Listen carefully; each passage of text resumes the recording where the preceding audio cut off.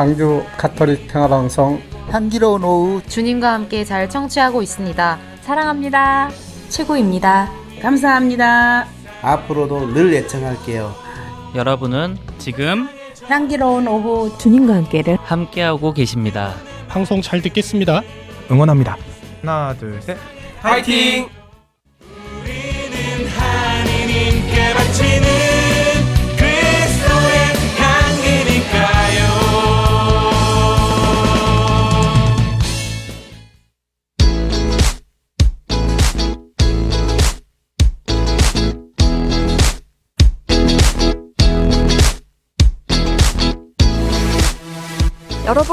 여러분, 교리가 어려우신가요? 사회교리는 더더더 어려우시다고요? 가톨릭 사회교리가 낯설고 어려운 분들은 이 시간 놓치지 말고 함께 해주세요.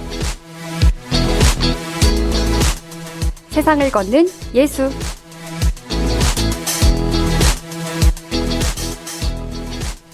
광주대교구 사회사무국장 조정훈 안토니오 신부님과 함께합니다. 신부님 어서 오세요. 네, 안녕하세요. 조정훈 신부입니다. 네, 저희가 세상을 걷는 예수 코너 참여해주신 애청자분들 가운데 선정해서 소정의 선물을 드리고 있는데요. 오늘도 선물 받을 기회를 드려보도록 하겠습니다. 세상을 걷는 예수, 오늘도 중간점검 퀴즈로 시작해보겠습니다. 이것은 무엇을 설명하는 말일까요? 지구상에는 인간을 포함한 동식물 등 생물적 요소와 공기, 빛, 물 등 비생물적 요소가 모여 이것을 이루게 됩니다. 온갖 동식물의 보금자리인 이것은 현재 인간의 무분별한 개발로 인해 몸살을 앓고 있으며 파괴되고 있습니다. 이것은 무엇일까요? 1번 생태계, 2번 습지. 네, 퀴즈 참여하실 수 있는 방법 알려드리겠습니다. 퀴즈 정답과 여러분의 사연을 100원의 정보 이용료가 있는 휴대전화 문자 메시지 샵 5005번으로 보내주시면 되고요. CPBC 빵 앱 다운받은 분들은 무료 메시지창인 빵톡 이용해 주셔도 좋고 또 유튜브 댓글로 남겨주셔도 좋습니다. 오늘도 여러분의 많은 참여 바라고요. 여러분의 정답 메시지 기다리면서 방송 이어갈 텐데요. 이번 주 참 많은 일들이 있었죠, 신부님? 네, 이번 한 주 대한민국과 또 모든 국민에게 아주 버라이어티하고 다이나믹한 그러면서도 아주 위험한 한 주였습니다. 네. 아직 완전히 끝난 것이 아니라서 더 걱정이 되기도 하는데 국민이 평화롭게 살 수 있도록 만들어 주어야 할 대통령이 온 국민을 밤새 잠 못 들게 하고 나라를 걱정하게 만들어버린 그런 한 주간이었습니다. 2021년 10월 19일 부산 해운대에서 열린 당원 간담회에서 전두환이 군사 쿠데타와 5.18을 빼고는 정치를 잘했다 이렇게 말을 했는데 그런 전두환을 닮으려고 했는지 아닌 밤중에 홍두깨처럼 그렇게 갑작스럽게 비상계엄을 선포를 했습니다. 그런 덕분에 많은 국민들이 또다시 대한민국 헌법 제77조와 대한민국 계엄법에 대해서 자세하게 공부하게 되었습니다. 무식한 대통령 밑에서 유식한 국민들이 나오게 생겼습니다. 네, 정말 농담 반 진담 반으로 지금 시대를 살아가는 세대 중에서 이 계엄을 경험하지 못한 세대가 없다라는 말까지 좀 나오고 있죠. 참 안타깝습니다. 네, 1979년이면 제가 뭘 알지도 못하는 그런 초등학생 때였는데 시간이 지나서 2024년 이제는 뭘 좀 아는 이제 그런 나이가 되었습니다. 말씀하신 대로 이제는 모든 국민이 계엄이라는 것에 대해서 말할 수 있게 되었습니다. 나중에 시간이 지나서 아마도 라떼는 말이야 계엄이 선포되었는데 이런 말을 하게 될지도 모르겠습니다. 친애하는 국민 여러분, 저는 북한 공산 세력의 위협으로부터 자유 대한민국을 수호하고 우리 국민의 자유와 행복을 약탈하고 있는 파렴치한 종북 반국가 세력을 일거에 척결하고 자유헌정 질서를 지키기 위해 비상계엄을 선포합니다. 국민 대다수는 이런 대통령의 주장에 동조하지 않을 거라고 생각합니다. 12월 3일 그 밤의 사건, 비상계엄을 국민들은 다양하게 부르고 있습니다. 대통령은 비상계엄이라고 표현했지만 어떤 이들은 친위 쿠데타, 내란이라고 말하기도 합니다. 저작거리에서 떠도는 말 중에 이런 말이 있습니다. 왜 하필이면 12월 3일 밤 10시 30분이었는가? 12는 한자로 10과 2죠. 두 단어를 합치면 왕자가 만들어집니다. 3일과 10시 한자어를 합치면 또 왕이 됩니다. 그리고 30분, 3과 10을 또 합치면 왕이 됩니다. 12월 3일 10시 30분을 한자 말로 표기하면 왕이 됩니다.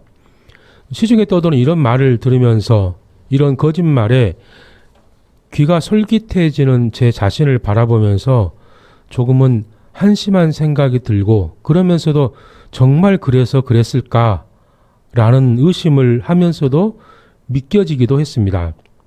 3개월 전에 모 국회의원이 계엄령 선포가 있을 수 있다 이런 말을 했을 때 많은 국민들은 설마 그렇게까지 하면서 믿지를 않았잖아요. 네, 맞습니다. 사실 계엄 이야기가 처음 언급됐을 때 약간 과한 게 아닌가라는 말들도 좀 많았거든요. 지금은 최첨단을 달리는 21세기이기도 하고요. 또 마지막 계엄령이 약 40여 년 전의 일이기도 했으니까요. 그렇죠. 이번 계엄령을 건의한 것으로 알려진 국방부 장관, 그 당시에 그건 분명히 가짜뉴스라고 규정을 했었죠. 네. 그런데 그것이 거짓말이었습니다. 비상계엄이 선포되고 나서 계엄사령관이라는 사람에 의해서 포고령 1호라는 게 발표되었습니다. 혹시 보셨나요? 네, 정말 한 글자 한 글자 읽는 순간 좀 소름이 돋았달까요? 아무래도 제가 또 방송 일을 하고 있다 보니까 특히 그 모든 언론과 출판은 계엄사의 통제를 받는다라는 세 번째 포고령의 문건을 보고 정말 걱정을 많이 했습니다. 네, 하시는 일이 그랬으니까 더 그랬겠죠. 저는 그 포고령을 읽으면서 이런 생각이 했습니다. 그 포고령의 모든 내용이 윤석열 대통령이 자기가 하고 싶었던 일들, 본인 스스로 가짜 뉴스에서 들었던 말들을 진짜로 확인하고 싶었던 사건들, 마음대로 하고 싶었지만 못했던 일들을 포고령이라는 명목으로 발표한 것처럼 보였습니다. 모든 정치 집회를 막고 파업을 못하게 하고 가짜 뉴스, 전문의, 우리가 생각하는 그 이상을 보여주는 이상한 대통령입니다.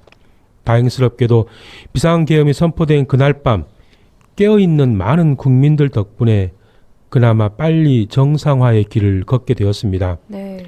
그날 새벽 국회의사당 앞에 모인 많은 국민들, 저마다 휴대폰을 꺼내들고 긴박했던 당시의 상황을 또 총기로 무장한 군인들의 모습을 실시간으로 우리에게 알려주었습니다.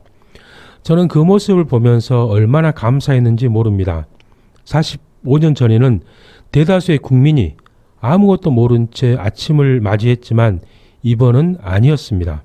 그러면서 우리나라를 초고속 인터넷 강국으로 만들어준 고 김대중 대통령의 모습이 떠오르면서 새삼 감사한 마음이 들었습니다. 대림시기를 보내면서 자주 듣게 되는 말씀이 깨어있어라는 이 말씀인데 그 말씀을 아주 실감한 한 주간이었습니다. 네. 한국천주교회 주교회 의장이신 이용훈 주교님께서도 우리나라의 민주주의는 수많은 희생을 치르며 이루어왔습니다. 한국천주교회는 지난 세월 많은 사람들의 피와 땀으로 이룩한 우리의 민주주의를 지켜나갈 것을 적극적으로 지지하고 연대합니다. 이런 성명서를 발표하셨고 각 교구의 정의평화위원회에서도 공동으로 이런 성명서를 발표했습니다. 이미 우리 국민은 대통령을 탄핵해 본 경험이 있습니다. 전례가 없었던 일이 아니었기에 신속한 진행만이 국가적인 혼란을 막을 수 있다는 것을 알고 있습니다. 두 번 다시는 없을 줄 알았던 이 사태 앞에 가슴이 아픕니다. 하지만 이제는 해야 할 일을 해야 하겠습니다. 이런 내용이었는데 그 성명서에 나오는 대로 두 번 다시는 없을 줄 알았던 이 사태, 역사책에만 남아있을 것으로 생각했던 계엄이라는 단어를 다시 접하면서 80년 5월을 경험했던 광주 시민들은 다른 지역의 그 누구보다도 훨씬 더 놀랐으리라고 생각합니다. 네, 맞습니다. 정말 대부분의 국민들이 그렇겠지만요.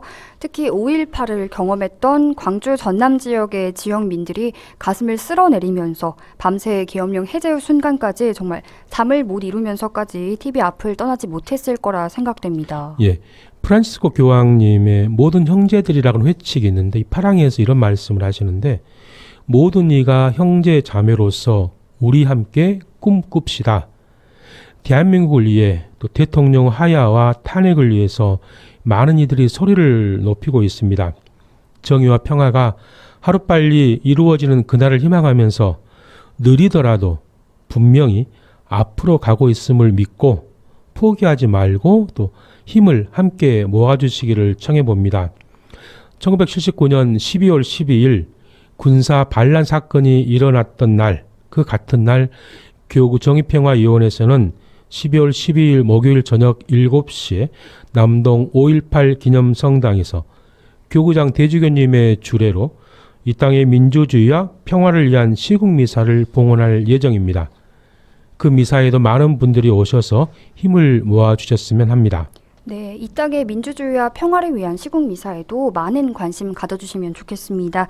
그럼 이번에는 지난 시간 방송 내용 다시 한번 정리해보는 시간 가져볼까요, 신부님? 예, 역대 많은 교황님들께서 환경 문제에 대한 언급을 하셨고 특별히 성 요한 바울 2세 교황님은 1990년 1월 1일 평화의 날 담화문 전체를 생태계의 위기, 공동 책임이라는 그 주제로 발표를 하셨습니다.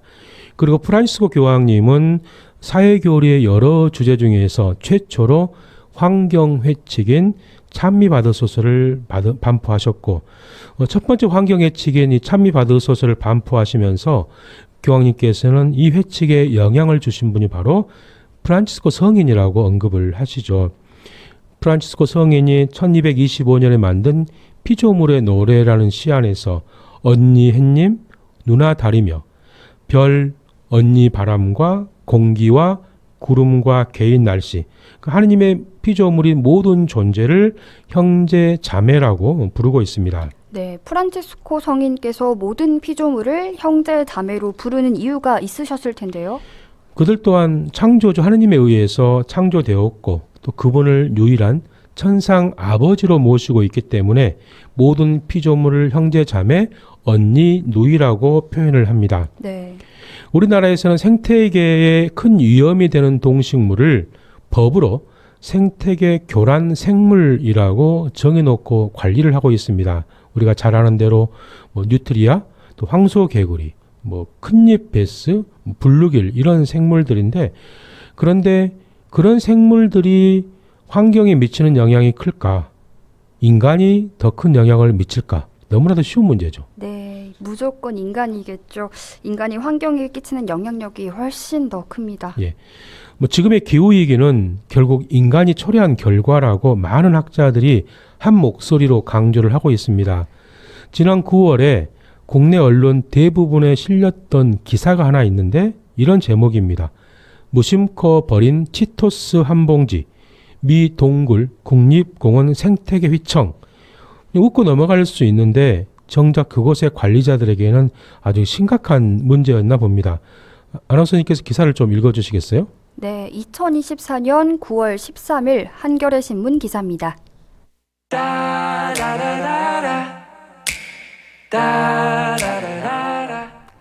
물만 마실 수 있는 미국 동굴 국립공원에서 치토스 봉지가 발견됐다. 공원 관리인이 페이스북에 사진을 올리며 스낵 봉지가 인간의 눈에는 사소한 것으로 보일 수 있지만 동굴의 생명에게는 세상을 바꿀 수 있다라고 적었다. 뉴멕시코 칼스베드 동굴 국립공원 페이스북 관리자는 지난 7일 공원 내 빅룹 동굴 속에 떨어진 빨간 치토스 과자 봉지 사진을 올렸다.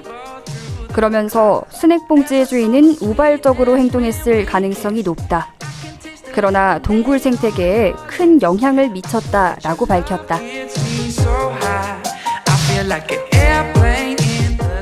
그는 동굴의 습도 때문에 부드러워진 가공 옥수수는 미생물 생명체와 곰팡이가 서식하기에 완벽한 환경을 형성했다. 동굴 귀뚜라미와 진드기, 거미, 파리 등이 새로운 먹이 사슬을 만들고 곰팡이가 동굴 내외부로 더 퍼져나가면서 열매를 맺고 죽어 악취를 풍기는 등 악순환이 계속된다고 지적했다. 이어 과자 주변에는 기존 동굴 생태계를 구성하는 생물들도 있었지만 대부분의 미생물과 곰팡이는 기존 동굴 생태계에 없던 것들이었다고 밝혔다. 동굴 관리자들은 동굴 표면에서 이물질과 곰팡이를 제거하는데 20분이 걸렸다고 한다. 공원은 동굴 안에서 물 이외 음식을 취식할 경우 동굴 안으로 다른 생물이 유입될 수 있는 점을 들어 물 이외 음식물 반입을 금지하고 있다. 공원 쪽은 페이스북을 통해 우리 모두 어디를 가든 흔적을 남긴다. 우리가 찾은 것보다 세상을 더 나은 곳으로 남겨주자고 제안했다.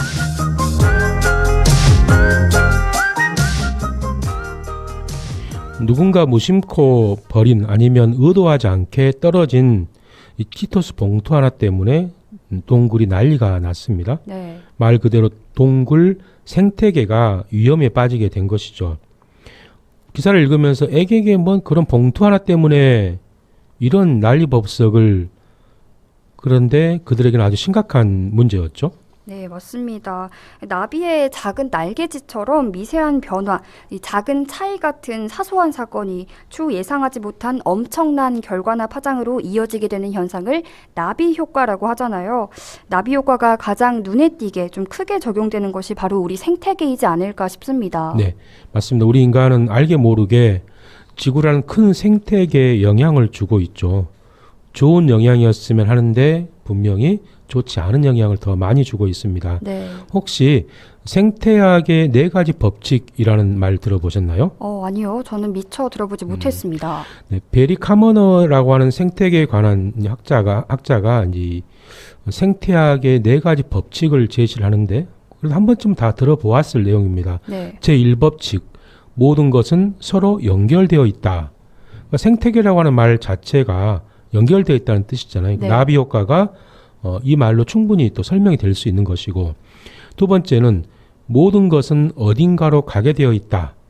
그러니까 쓰레기라는 것은 없습니다. 자연계에는. 그래서 순환을 하죠. 그런데 인간이 만든 것, 플라스틱은 예외이죠. 네. 세 번째, 제3법칙은 자연은 자연에 맡겨두는 것이 가장 낫다, 이런 뜻입니다. 우리나라는 산에 불이 나면 자연에 맡겨두질 않고 인위적으로 벌목을 하고 새로운 나무를 심어서 관리를 하죠. 네. 그런데 전 세계 많은 곳에서는 불이 나면 그 산을 그대로 놔두면서 자연스럽게 변화하도록 기다립니다. 그게 훨씬 더 효과적이다라고 말을 하고 있죠. 네.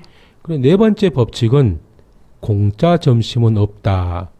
세상에 공짜 점심은 없다. 이 말은 노벨 경제학상을 받은 경제학자 밀턴 프리드먼이 남긴 아주 명언인데, 네, 세상에 공짜는 없다도 아니고 공짜 점심은 없다. 이게 어떤 의미일까요? 비슷한 말 되겠죠. 네. 그러니까 어떤 무언가를 얻어내기 위해서는 거기에 준하는 비용을 지급해야 된다는 그런 뜻이죠. 그런데 내가 뭔가를 얻었는데 거기에 대해서 비용을 지불하지 않았다면 또 다른 누군가가 지불을 해야 된다는 뜻입니다. 그래서 러시아 속담에 공짜 치즈는 쥐덫에만 있다는 말이 있습니다. 그러니까 공짜 치즈를 얻기 위해서는 결국 무엇을 걸어야 될까요? 목숨을 걸어야겠군요. 목숨을 걸어야 되는 것입니다. 공짜 치즈는 목숨 치즈 같은 거네요. 네. 우리가 자연을 파괴하면서 얻어내는 것이 있다면 언젠가 또 누군가가 그 비용을 지불을 해야 됩니다. 때로는 그 비용이 우리의 목숨일 수도 있다는 뜻이겠죠. 사실 좀 너무나 당연한 이야기인데 그동안 우리가 너무 간과해온 사실인 것 같기도 했습니다. 신부님. 네. 프란치스코 교황님의 사회교리이면서 환경예칙 제목 찬미받으소서, 그리고 부제목으로 공동의 집을 돌보는 것에 관한 프란치스코 교황성화 회칙이라고 되어 있고, 제1장의 제목이 공동의 집에 무슨 일이 벌어지고 있습니까? 이런 제목입니다. 공동의 집인 이 지구에 혼란을 일으키는 생물이 과연 무엇일까? 가정에서 키우고 있는 개와 고양이가 혼란을 일으킬까?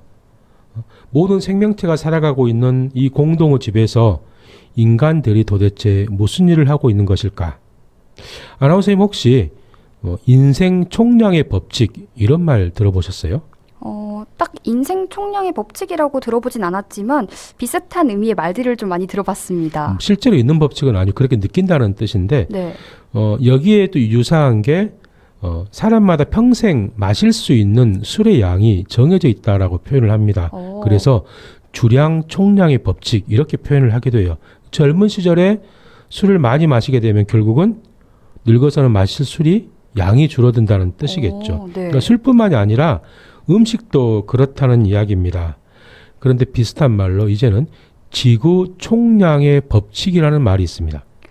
지구도 사용할 수 있는 것들의 양이 좀 정해져 있다는 말일까요? 비슷한 뜻이 됩니다. 그러니까 지구에 사는 인구가 현재 2024년 현재 약 81억 명 정도 된다고 표현을 하는데 이 81억 명이 1년을 살아가는데 과연 지구가 몇 개나 필요할까? 1년에 하나씩만 사용해도 충분할까? 어떻게 생각하세요? 그래도 1년이면 지구 하나로 충분하지 않을까요?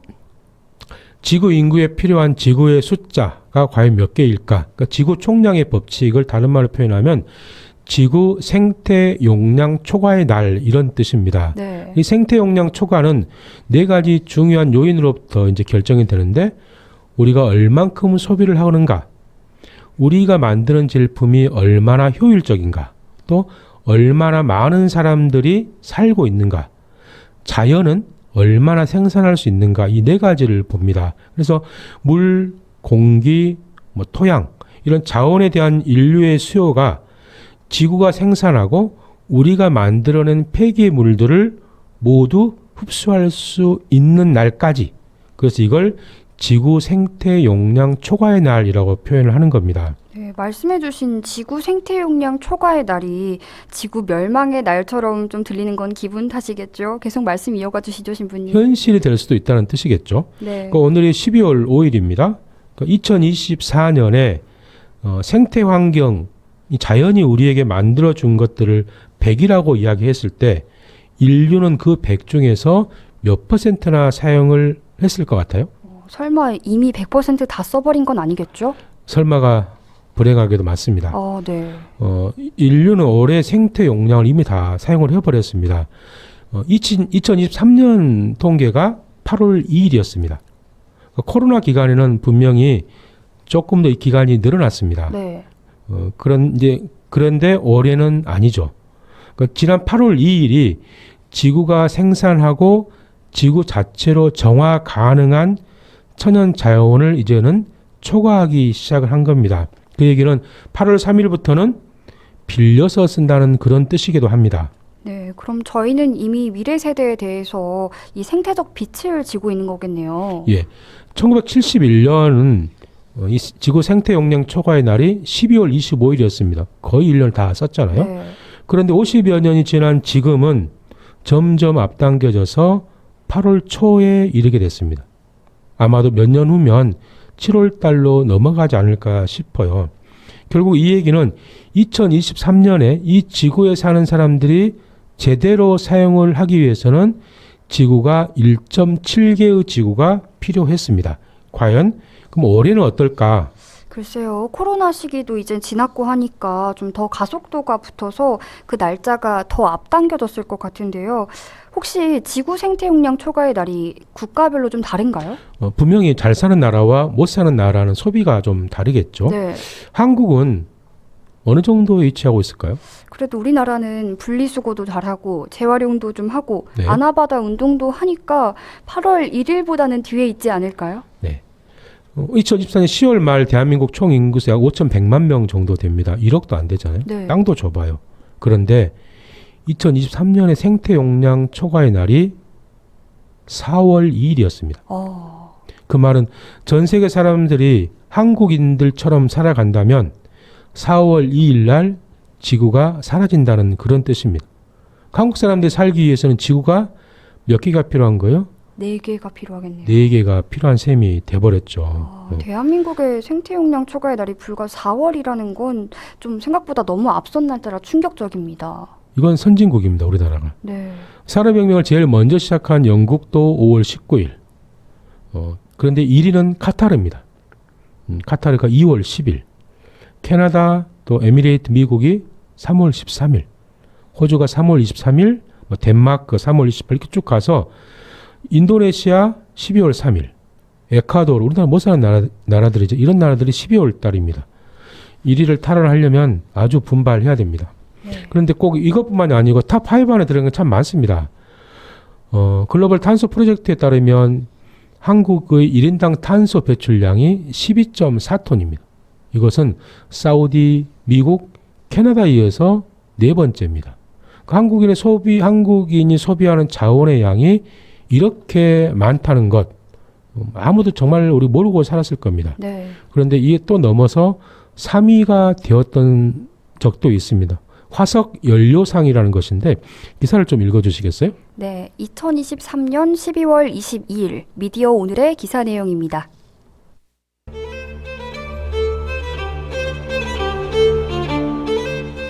(2023년) 화석연료 퇴출 등 지구의 미래를 논의하는 UN 기후변화 협약 당사국 총회에서 한국은 기후위기 해결을 방해하는 국가에 수여하는 오늘의 화석상 3등을 수상했다. 오늘의 화석상은 세계 150개 나라에 2,000개가 넘는 기후환경 운동단체의 연대체인 기후행동 네트워크가 총회 기간 기후협상 진전을 막기 위해 최선을 다한 나라들의 날마다 1위에서 3위를 선정해 수여하는 상이다. 1999년부터 수여를 해왔으나 한국이 수상하기는 이번이 처음이다.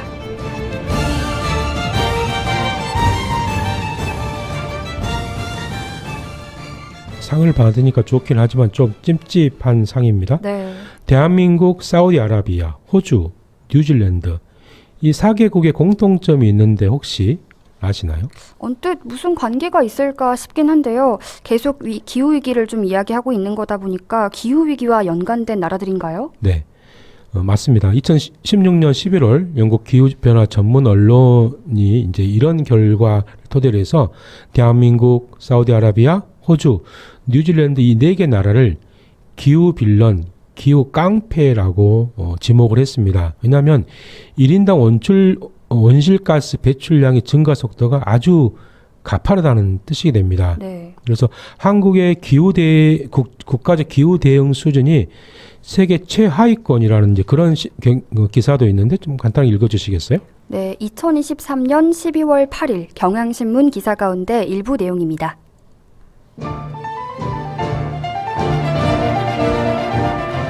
평가 대상 중에 한국보다 순위가 낮은 나라는 아랍에미리트 연합, 이란, 사우디아라비아 등 산유국뿐이었다.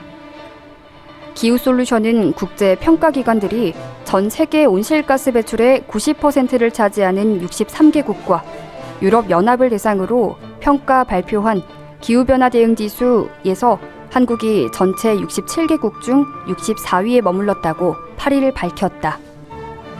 한국은 기후위기 대응에 있어 매년 국제평가기관, 시민단체들로부터 혹평을 받으면서 기후 악당으로 꼽히는 불명예를 안고 있다.